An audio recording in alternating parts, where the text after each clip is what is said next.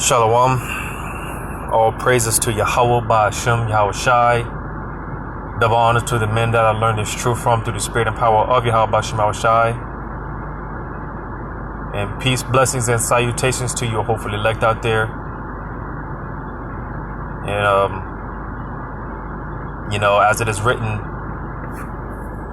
the elect were predestined, they were sanctioned from the very beginning to be preserved from the said perils that we are getting ready to enter into. All right. When you read scriptures like Daniel chapter 12, verse 1, it mentions how this time that we're vastly approaching, this is going to be the worst time in history. All right. And again, we're vastly approaching that time. All right. And matter of fact, I'm going to go ahead and get that. And for those that don't know, Yahweh is the true name of who the world ignorantly calls God, and all things are done in the name of his only begotten Son, who the world ignorantly calls Jesus. His name is Yahweh Shai. All right. I'm going to get this in 2nd Ezra chapter 9. Matter of fact, I'll start at verse 6. It says, even so the times also of the highest have plain beginnings and wonders and powerful works and endings and effects and signs. Matter of fact, I'll just start at verse 1. It says, he answered me then and said, measure thou the time diligently in itself. And how do you measure the times? How do we know? Why do we so wholeheartedly believe that we are in the end? Because again, we measure the times. And how do we measure the times? We measure the times by prophecy. All right. And as brothers always say, man, it's to the point, because these prophecies are popping like popcorn. They're popping off the book, one thing after another. And, the Lord is speeding things up, man, to the point where it really is damn nearly impossible to keep up with everything that's going on. All right. But nevertheless, that's how we measure the time. We watch out for prophecy. All right. It says, and when thou seest part of the signs pass, which I have told thee before, then shalt thou understand that it is the very same time wherein the highest will begin to visit the world which he made. All right. And the scriptures also talk about the birth pains, the growing birth pains. All right. The more when a woman when she goes into labor, the more that baby inside of her womb pushes pushes out the womb, it gets more and more intense. All right. And you see, that's likened unto the times that we're in. We're in the birth pains. And like I said, man, things are ramping up. Things are intensifying with everything that's going on. Like I said, it's hard to keep up with everything that's going on, but the Lord is definitely visiting this world. All right. It says, therefore, when there shall be seen earthquakes and uproars of the people in the world. And you just had an earthquake. I think there was one in the Philippines, right? A 7.0 earthquake. All right. Because there's earthquakes there's earthquakes all over the place that, the mainstream media, of course, they're not even reporting on, but there's multiple earthquakes going on all over the place. All right. And obviously the uproars of the people, again, just watch these, because again, they're for the most part not going to mention these things on the mainstream media, but you can just watch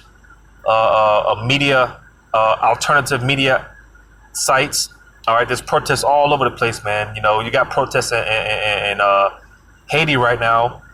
You got protests in the Netherlands. I've often, spoke about what's going on in Sri Lanka and all over. There's protests all over the place. All right. Nevertheless, these are part of the signs. It says, thou shalt well understand that the Most High spake of those things from the days that were before thee, even from the beginning. For like as all that is made in the world hath beginning and an end, and the end is manifest. All right. And again, clearly we are at the end of this thing. It says, even so, the times also of the highest have plain beginnings and wonders and powerful works and endings and effects and signs. And again, the Lord is showing all type of signs, wonders. The scripture in the book of Isaiah talks about how the Lord, he declares new things. It tells you in Matthew, I believe that's 13, about how because these prophecies that were written aforetime, by the different prophets. They were given these visions, and the times that we're living in right now, they didn't understand it, But again, I think that's Matthew 13. It goes into how the very things that the prophets, the very things that we seen, all right. Because again, we're in a time now where these things have been manifested. Start with the apostles and the elders of Great Millstone. The Lord has put the Spirit on these men to, reveal all things and to teach the 100% truth. All right. Contrary to what a lot of the Israelites, want to believe, there is 100% truth out there pertaining to the Bible and pertaining to salvation. All right. And again, these things have been revealed and manifested unto us. All right. It says, verse 6,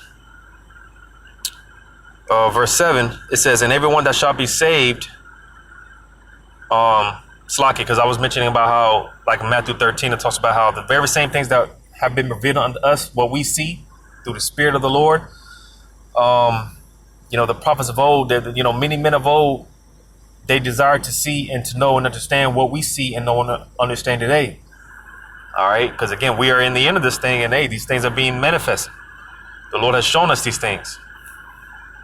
It says, and everyone that shall be saved and shall be able to escape by his works and by faith whereby ye have believed, shall be saved, shall be preserved from the said perils, and shall see my salvation, and in my land and within my borders, for I have sanctified them for me from the beginning. So just to, again,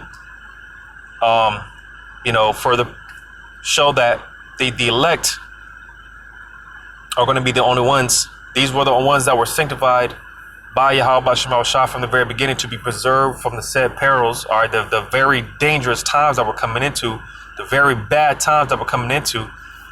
All right. Only the elect are going to be preserved. All right. You see me? Because I'm going to also read this here in Habakkuk chapter 3. I'm going to read verse 16. It says, when I heard, my belly trembled, my lips quivered at the voice. Rottenness entered into my bones, and I trembled in my presence. And I trembled in myself. Because again, the visions that the prophets of old, what they seen pertaining to this time that we're living in now, all right, it was horrifying. A lot of the prophets of old, they felt very sick. They felt ill just by what the visions that were shown to them. You see?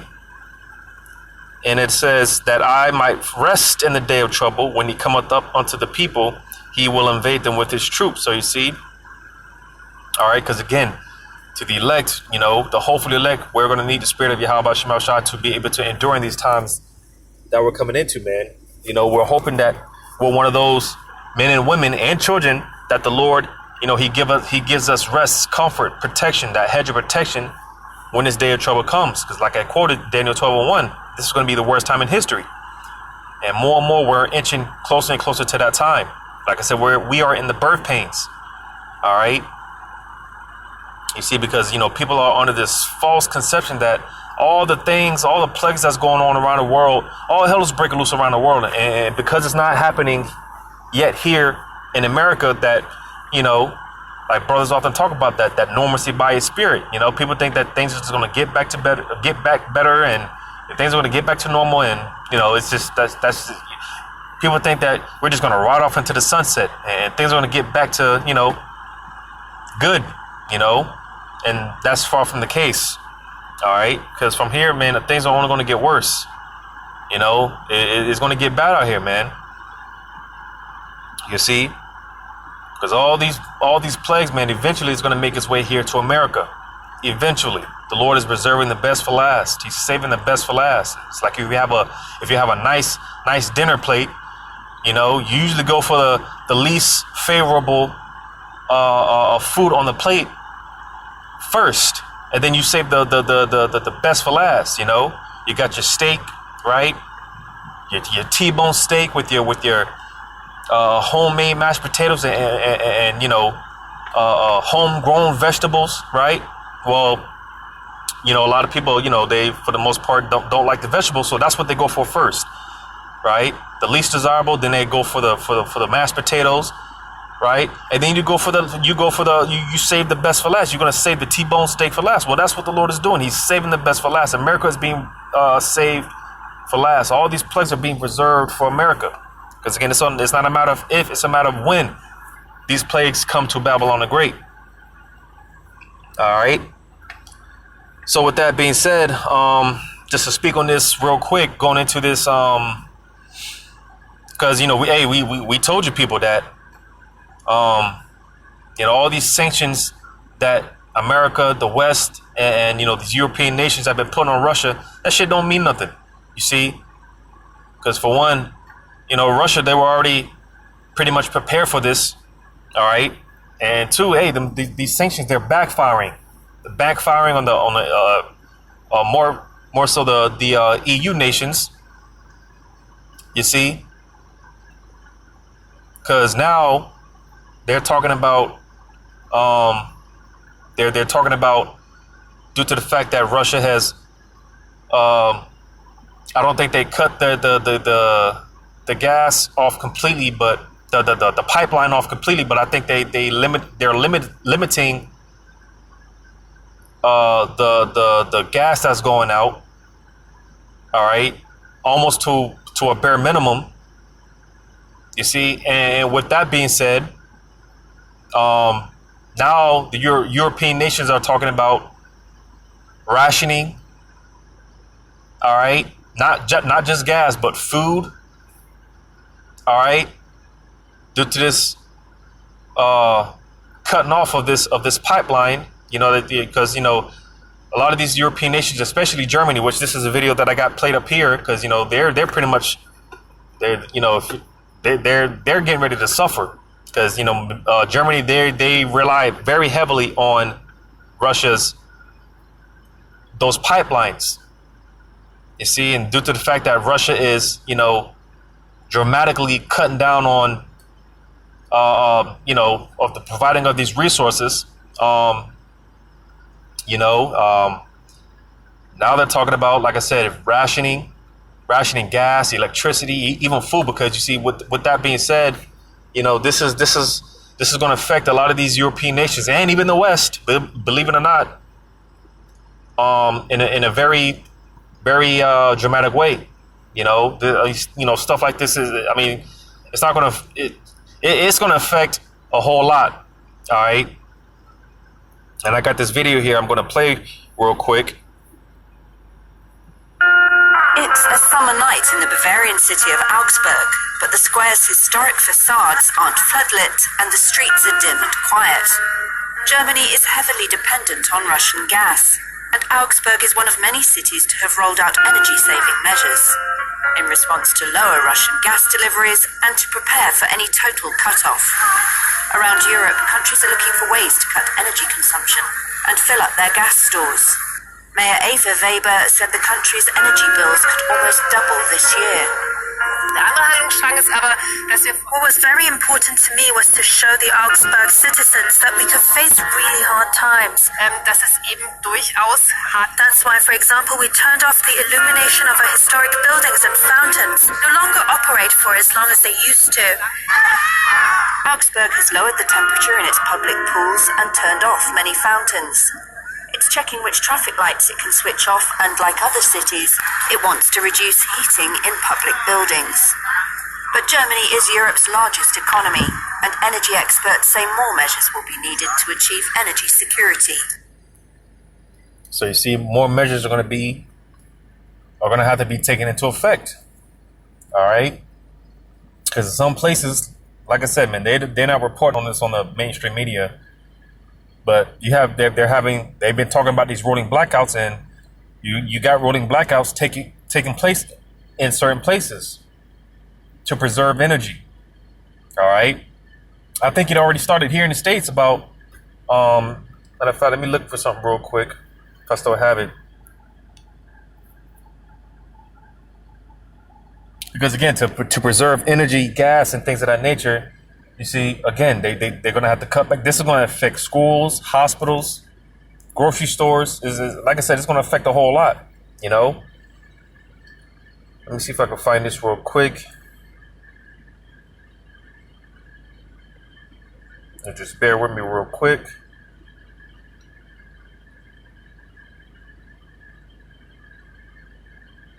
And you see with this, because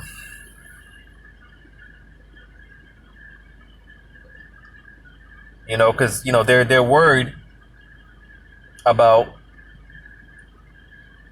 about the winter.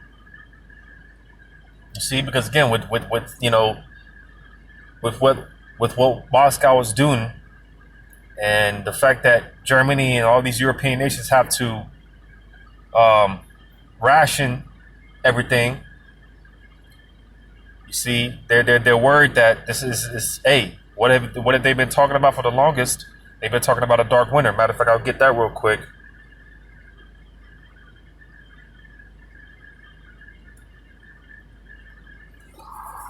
I'll get that real quick in the book of Matthew.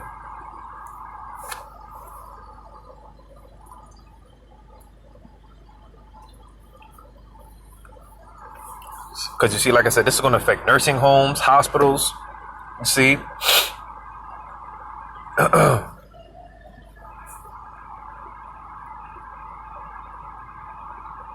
Matthew chapter 24. I'm going to start at verse 19.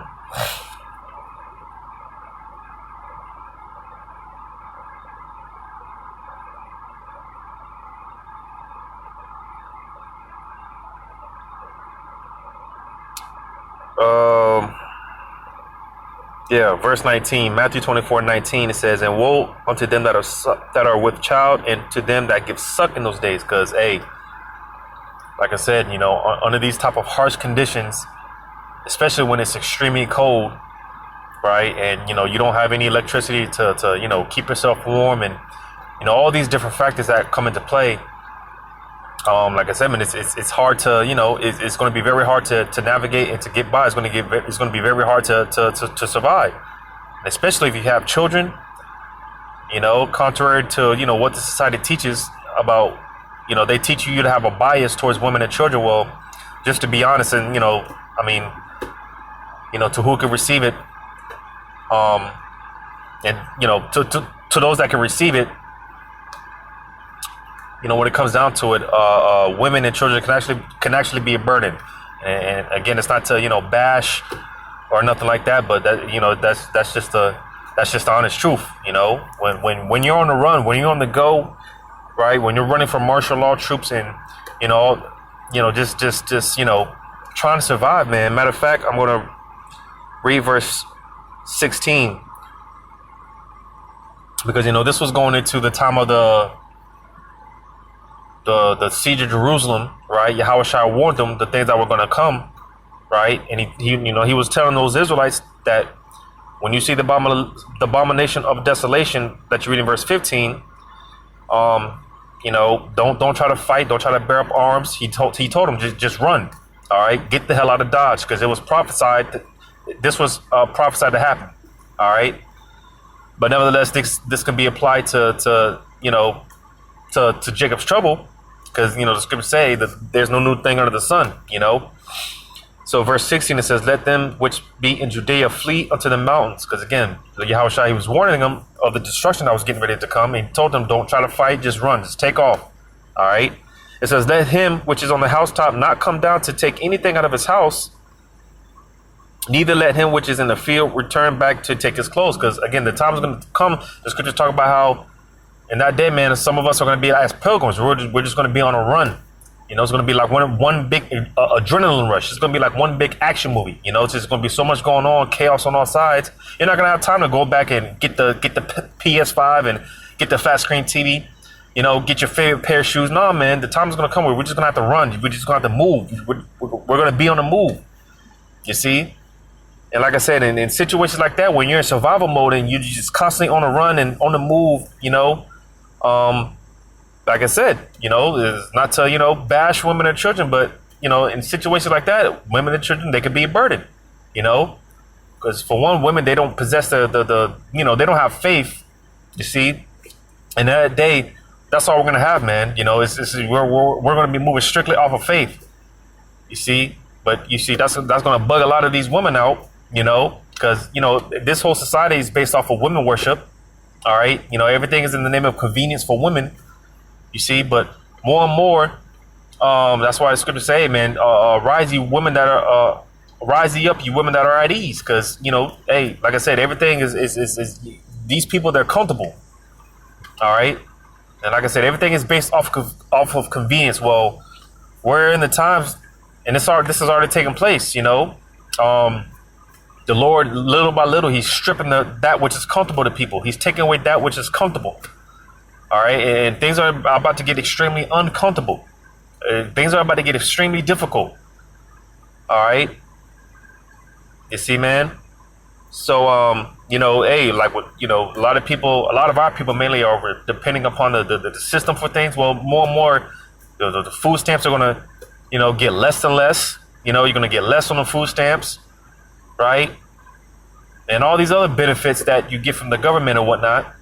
All right, more and more, you know, it's gonna become less and less. You see, because hey, the times are gonna come where we're gonna have to rely strictly on faith. You see. Because whether people want to believe it or not, you know, this whole system is coming down. All right, you know, the Lord is crashing this whole system.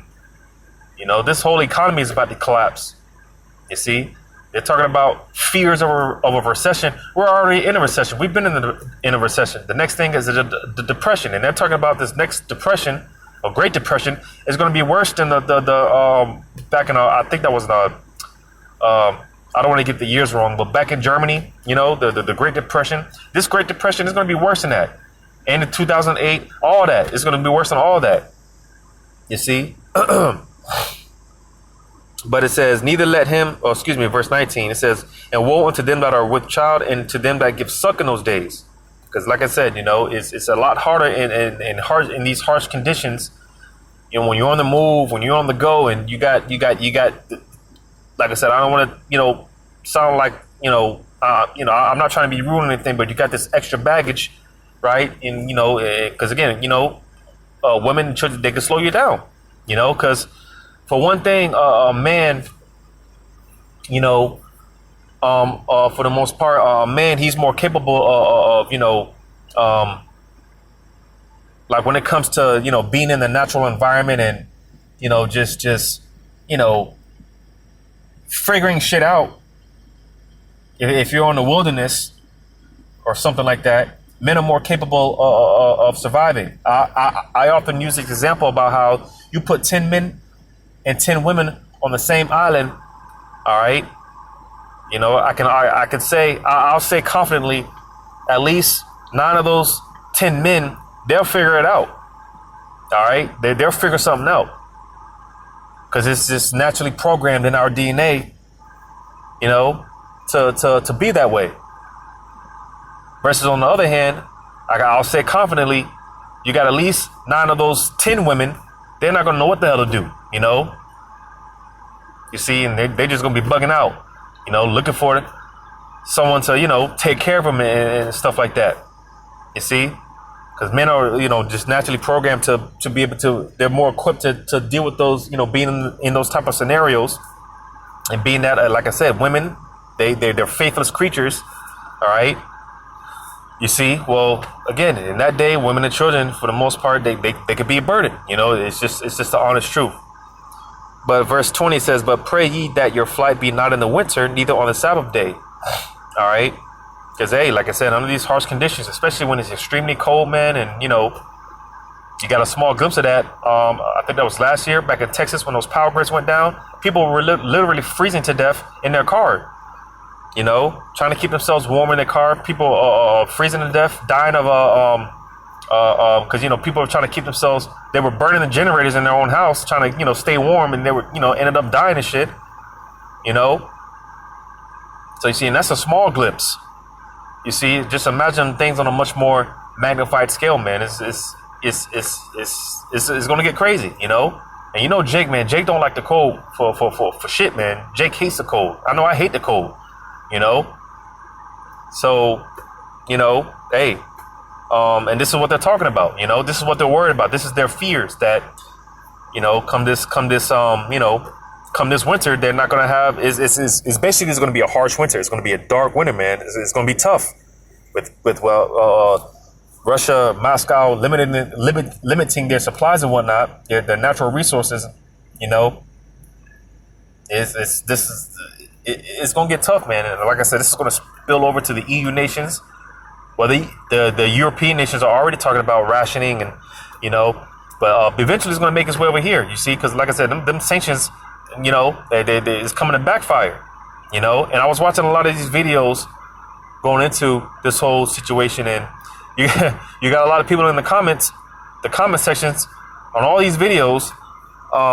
Their attitude is basically, well, you can't even blame Russia, and you can't, because again, Europe and these Western countries, they're all putting these sanctions on Russia. Well, what do you expect them to do?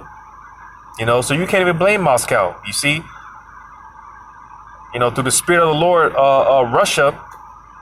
Because again, I mentioned this a few times about how Russia, they didn't even want no smoke. They didn't want to get into this fight. They didn't, But again, through the spirit of the Lord, you got these Western nations, you got the West, and you got these NATO and the EU. They basically been provoke Russia into this situation. They forced their hand. So when it comes down to it, you can't even blame Russia for what they're doing. But yeah, man, I'm gonna get this real quick in Leviticus 26. Because again, it's all going to trickle down, man, to the gas stations. Again, Sri Lanka is a prime example. They were rationing gas for a while, over the months, man. Because before their economy pretty much collapsed, I've just been paying attention to them, and over the months they just because they like I said, before they got to this point where they're at now, there was fears of running out of money and running out of fuel, so they had to ration. If I didn't mention this before, Sri Lanka was one of those places they had the rolling blackouts. Because like I said, there's been some countries, some places they've already been having these rolling blackouts, and Sri Lanka is one of them. All right, to save energy, to save fuel. Like I said, food. They had to ration out food. You see. So, like I said, man, eventually all this is going to make its way over here eventually. It's going to trickle down to the European nations. Eventually it's going to make its way to the West. So I'm going to read this in Leviticus 26, verse 26. It says, "And when I have broken the staff of your bread, 10 women shall bake your bread in one oven." Because, there's not going to be any food out here. Like I said, it's going to, people are going to, Jake, I don't know if this is a saying, elsewhere, but a lot of Jake in the South, they talk about shacking up, basically being roommates. You're gonna have more people, because the cost of everything is going up, and it's just getting unaffordable, man. To survive out here, it's more and more it's becoming unaffordable. So more people are going to get evicted. More people are going to be moving in together, and rationing food and rationing food and things like that, man. I'm gonna read it again. It says, "And when I have broken the staff of your bread, 10 women shall bake your bread in one oven, and they shall deliver you your bread again by weight, and ye shall eat and not be satisfied." Because this is even with the food rationings, it's not going to be enough. People are still going to be hungry. People are still going to be starving.